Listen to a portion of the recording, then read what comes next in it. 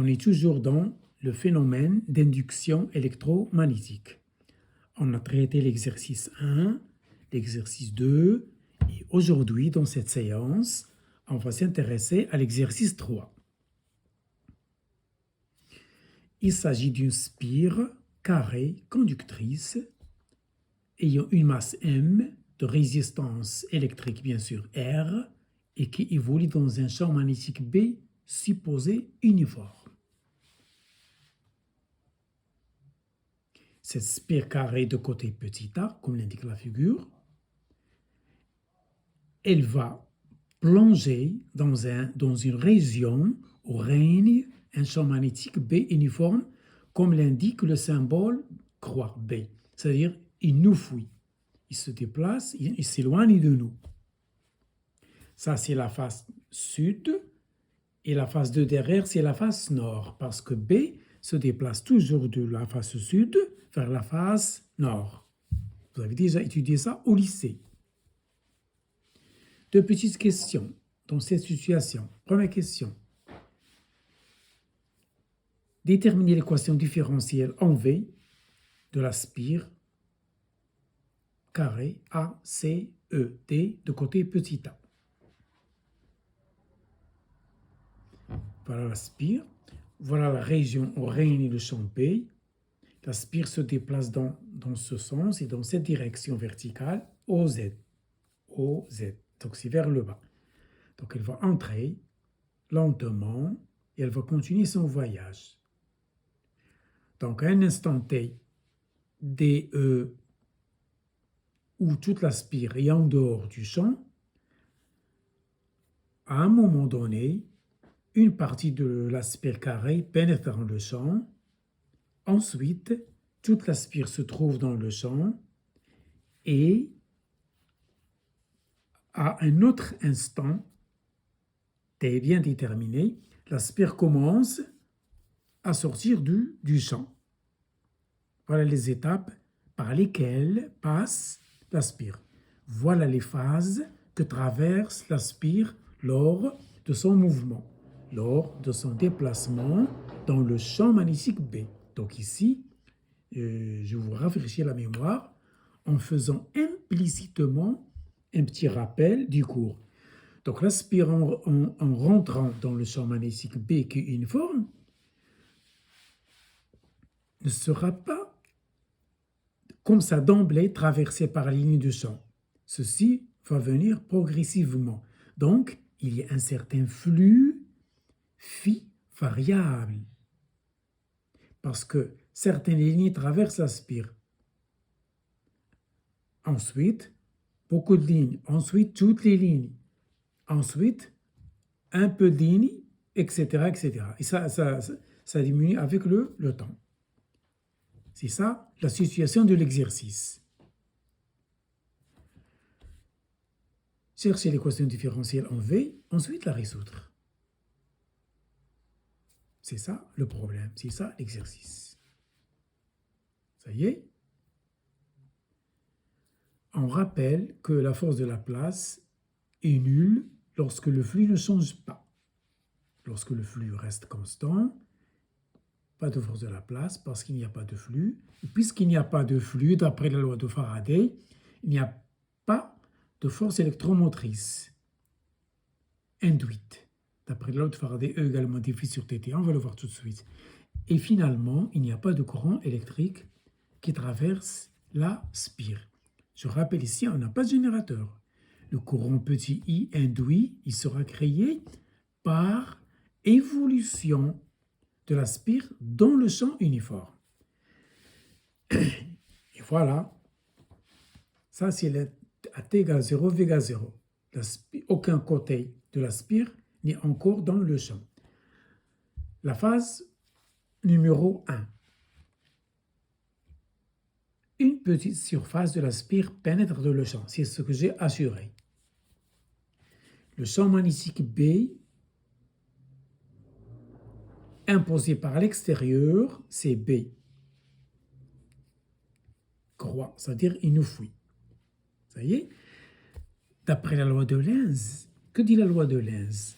Le sens du courant induit petit i est tel qu'il s'oppose aux causes qui lui donnent naissance. Quelle est la cause qui donne naissance à petit i? C'est grand B. Donc, il faut qu'il y ait un champ magnétique petit b créé par petit i induit qui s'oppose à ce b. Ce b inofoui, ça c'est la cause. L'opposition de la cause, il faut qu'il apparaisse un champ petit b opposé à ce b. Ce b inofoui, celui-là, il pointe vers nous. C'est ça la loi de Lenz. D'où, voilà le sens de i. Donc, comment on a trouvé que le sens de i va de D vers E en utilisant la loi de Lenz? Voilà le petit b. Utilisez la règle de la main droite. Le pouce vous indique, bien sûr, B. Les 4 doigts, c'est I. Le petit pouce, c'est B. Il se dirige vers vous. Et ce petit N qui pointe vers vous, c'est l'orientation de l'aspire. C'est le sens positif de l'aspire. Ça y est, ici N, d'après la règle du tire-bouchon, I circule dans le même sens que N. Donc dans ce cas, I est positif. Donc ce N, il indique le sens positif choisi. Vous pouvez choisir N croix, inoufui, parce que c'est arbitraire. Mais le petit b, non, c'est la cause. C'est l'opposition de la cause. Elle doit s'opposer à la cause qui est grand B. Grand B, c'est la cause. B, elle s'oppose à petit b, s'oppose à grand P pour qu'il y ait ce sens de petit i. C'est la loi de Lenz. Alors, le côté DE plonge dans le champ. J'applique la force de la place. F égale la longueur DE, vecteur, I vectoriel B. C'est ça la loi de la place qui agit sur le côté DC, bien sûr, au milieu. Et quel est son sens? Elle monte. Appliquer la règle du surbouchon, ou bien si je tourne de DE vers B, si je tourne de DE vers B qui est là-bas, alors je monte. Voilà le DE, et voilà le B, c'est comme le silo, il se dirige vers. Il vous fouille, bien sûr. Donc en tournant de DE vers B, alors la force monte. Donc la force de la place, elle est là, vers le haut, au centre de gravité. Je ne veux pas encombrer le schéma. Ça y est. Ça, c'est la position, c'est la phase numéro 1. La phase numéro 2. Donc voilà, ici, seul le côté DC est soumis à la force de la place. N'oubliez pas le poids. Il va agir tout à l'heure. Il y a toujours le poids de l'aspire. Donc, deuxième position. Toute l'aspire plonge dans le champ. Ça veut dire ici, le flux ne change pas. Le nombre de lignes de champ est constant, il est le même, il ne change pas. Ce n'est pas comme la première situation. Ici, quelques lignes passent dans une certaine surface de l'aspire. Ici, toute la surface plonge. Pas de changement de flux, il est constant. Pas de force de la place, parce qu'il n'y a pas de flux, donc pas de E et pas de I. Ce n'est pas très intéressant. Comme cas. Troisième cas. Une partie de l'aspire commence à sortir. Donc, seul le côté AC subit la force de la place, qui est FL égale CAI vectoriel B, comme le cas 1. Et la dernière phase, la dernière étape, le dernier cas, c'est l'aspire se trouve en dehors du champ. Donc, on est parti d'une certaine position où toute l'aspire est en dehors et on a fini avec la même chose à peu près, bien sûr. L'aspire sort entièrement, pas de force de la place, pas de flux, pas de courant induit. Ça y est, et on va attaquer maintenant le côté mathématique. La phase numéro 1. Quelles sont les forces qui agissent sur l'aspire? Le poids, la force de la place, égale MA. C'est dV sur dt. Ça y est? Le poids, c'est de toute l'aspire. Il est appliqué au centre de gravité de l'aspire, dans le vide. C'est ça le poids. Je projette sur l'axe Z qui est orienté vers le bas. Donc, je trouve mg moins i AB égale m dv sur dt. Je cherche l'équation différentielle en V. Or, le petit i, c'est E sur R, c'est la loi d'Ohm. Or, E égale moins dv sur dt, c'est la loi de Faraday. Or, par définition, le flux phi de P, c'est BNS. Et je remplace le B, la norme de B, fois la norme de N, qui est 1, fois la norme de S, qui est largeur fois longueur, c'est A fois Z, A fois Z. Z, c'est le déplacement, c'est la hauteur du rectangle dans le champ magnétique. Regardez le schéma. Cos de B et N. B et N sont opposés. Le cos, c'est moins 1. Donc, c'est moins base, BAZ. C'est ça, le flux. Pourquoi j'ai fait ça? Pour déterminer le I. Parce que j'en aurai besoin dans l'équation différentielle. Je dois me débarrasser de I. Je l'exprime en fonction des paramètres donnés, des paramètres connus. Donc, I égale BAV sur R. Parce que dz sur dt, c'est V. Ça y est? Et je tire donc dv sur dt plus ceci v égale g. Voilà l'équation différentielle demandée dans la question numéro 1. Donc dv, une constante v égale g. Donc, c'est une équation différentielle du premier ordre avec second membre. C'est une équation différentielle du premier ordre parce qu'il y a la dérivée première. Et avec second membre, ce n'est pas égal à 0. Pour simplifier, on pose taux égale l'inverse de ça. Pour rester homogène avec l'unité temps, seconde.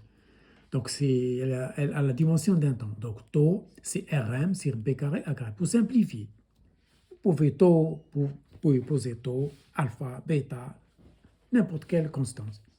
L'équation devient simple. Définir plus taux V égale à G. Donc, pour résoudre une telle équation, donc, c'est l'équation différentielle du mouvement de la sphère dans B. Pour la résoudre.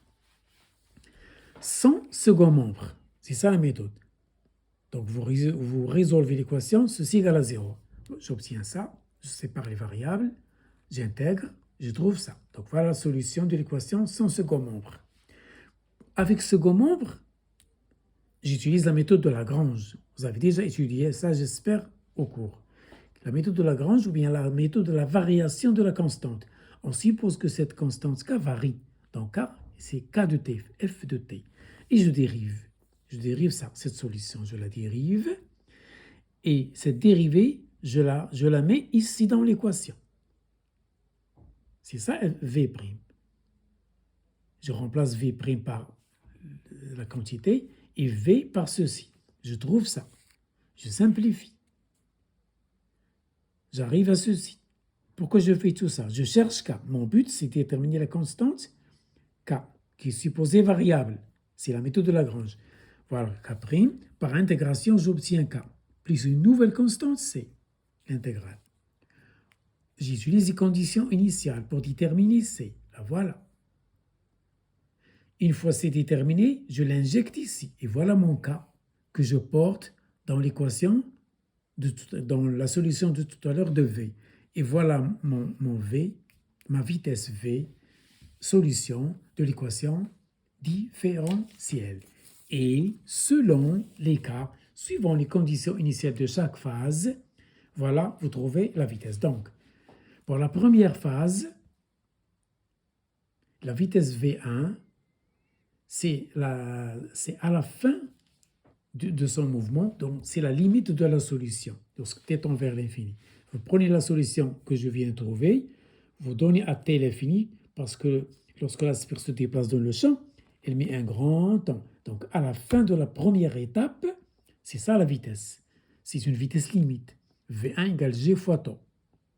Deuxième phase, le V2 égale gt moins t2 plus V1. Il n'y a pas de force de la place. Toute la sphère se trouve dans le champ. Les conditions initiales, c'est T égale T1. Les conditions initiales de la phase 2, c'est la fin de la phase 1. Donc voilà pourquoi j'ai mis condition initiale T égale T1 pour déterminer la constante. Et voilà la vitesse V2. Pour la troisième phase, voilà le V3. Pour chercher la constante, utilisez t égale t2. La condition initiale de la phase 3, c'est la vitesse finale de la phase 2. Ils sont liés.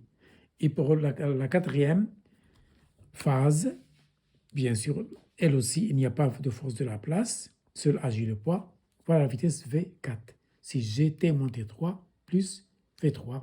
Voilà la solution, c'est-à-dire la vitesse pour chaque étape. Voilà comment évolue la vitesse dans chaque mouvement de la spire durant les 4 phases. Voilà.